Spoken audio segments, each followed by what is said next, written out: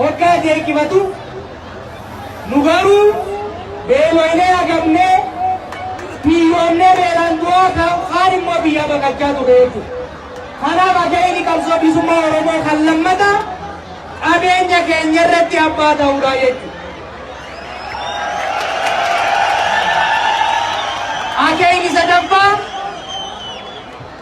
Akeekni sadaffaa mootummaa filanne aangawoota filannee eebbifnee ol baafneen malee ka ormi takka dhufee qawween nu bulchu akka sirna naftanyaatitti fakkaa'uu jallaa nu keessaa baasanii nurratti poostaadhaan gad ergan akka zamana wayyaaneetitti bulu dittaadha jechuudha. Kanaafuu qabsoon abbaa biyyummaa Oromoo qabsoon mirga abbaa biyyummaa Oromoo deebisuudhaaf godhamu qabsoon bilisummaa Oromoo goonfachuudhaaf godhamaa turte Oromummaa keenya deeffannee jaarrannee qabeenya keenya irratti abbaa taane mootummaa filanneef seeree tumanneen buluudha akkasii miti gerroo warra humnaan nu bulchuu barbaadu birraa gonkolchineemi warra eenyummaa keenya nu keessa cabsuu barbaadu akka ittiin qabatu barbaadu birraa cabsinee alaabaa keenya ol qabanneemi amma takkatu hafee jechuudha. Takkaan hafte maali mootummaa nuu ta'u hedhinnaa keenyaan quba keenyaan ilkeeysa kanuu ta'u ka'ee baayyoo fi abboodhaa qabu kaman guddoon teenya eebbifatu ka qeerroo keenya wajjin barate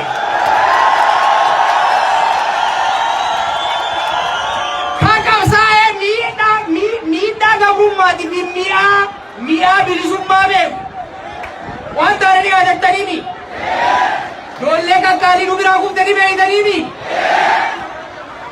ilmaan mootii mitiisin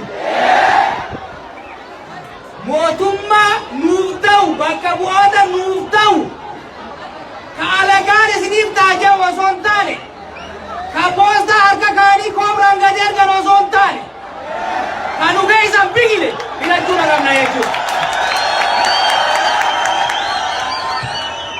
Wallaansoo addaa waggoota 50 goone keessatti diiddaa xumura gabrummaa waggoota 5 dabre kana goone keessatti roorroo lagaa birraa dhaabsisuun danda'amee jira. Haa ta'u garuu qabeenya keenya irratti abbaa ta'uudha. Qabeenya rabbi nuu kenne irratti beekumsa barnootaan gabbifannee imaammata gaarii tolfannee hiyyummaa keessaa ba'uudha. Namoota nuuf ta'an imaammata nuuf ta'u mootummaa nuuf ta'u filachuu qabna akkasii miti. Kanaaf anilleen waggoota dabran keessatti isin wajjin qabsaa sagalee isii ta'aa eegan ture booda marsaan qabsoo itti aanu kun hoggantoota ciccimoo tokkummaa uummataatitti amanan ka ormaa hin argamne uummata Oromoo qofaaf ergaman ka rabbiif uummata Oromoo malee gooftaa biraa hin qabne.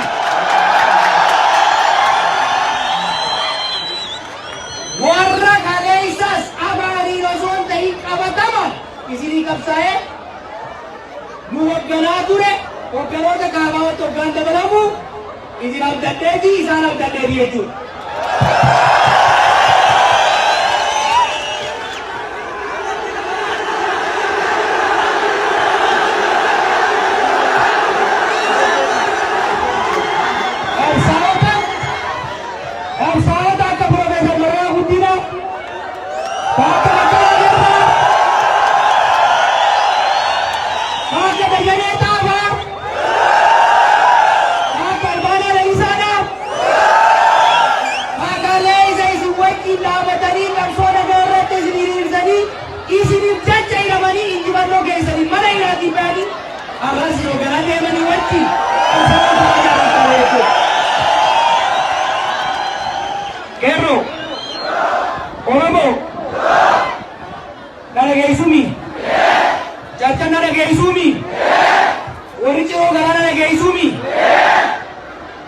filannoo itti aanu kana keessatti wanni nama murteessan tokkoffaa harki hanna bare doonuu socho'ami sagaleen Oromoo abadanii hin hatamu akka hin hatamneef tokkummaadhaan gabbooysanii jaaramtanii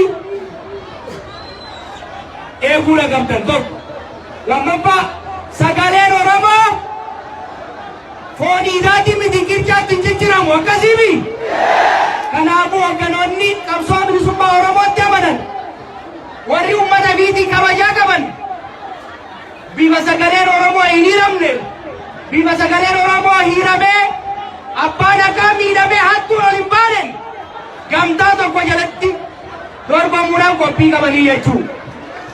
Isinoo maal godhuu qabdan? Isinoo maal godhuu qabdan? Chirichaaroo bituu dhaabuu qabdanii jechuudha. Chirichaaroo jumlaa malee chirichaaroo bituu dhaabuu qabdanii jechuudha. Kanaaf ji'ootaas deeman kana keessaniini nama isinii ta'u manguddoo ta'e isa wajjin abbootii gadaa wajjin aalumman biyyaa wajjin gattaati nama kanaan nuutaa ilma kanaan nuutaa intala tanaan nuutaa jaati jaarmaalee siyaasatti ol leeyfadha.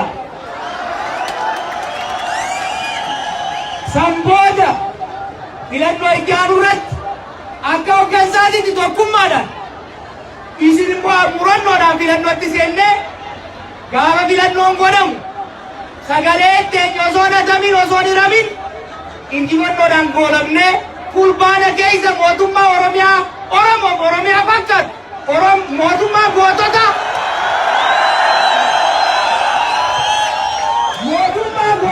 tagantoota osoo hin ta'in mootummaa warra haqaa haqu osoo hin ta'in mootummaa ummataaf ergamtu alagaaf ergamtu osoo hin ta'in gadhaabna jechuudha. Kun adiidha jechuudha.